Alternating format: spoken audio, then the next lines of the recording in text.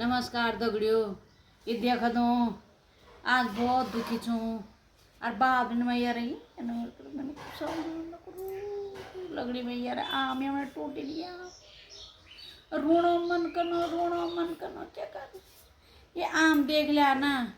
अब मैंने सोचा कि को आम रोला जर साथ भी चार दाने के तो दिउल भेजे अब कॉमेडिंग नहीं यार हमने वही क्या करना। अब यूँ को कोई मेरे दवा बताया कि ये मैंने क्या करना। अरे ये माँ कोई ये ना रोग था मोन की जो ये जोड़ा नियर तूफान आया सारा आम मेरे बर्बाद हो गया। क्या करना।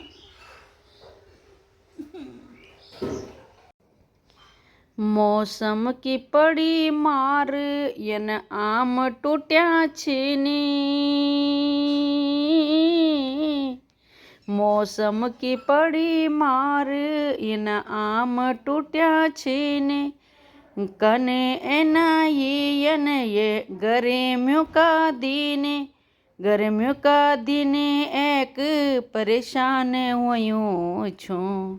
कै माना बोलिया भैजी बथोन टूट्या च कै माना बोलिया भैजी।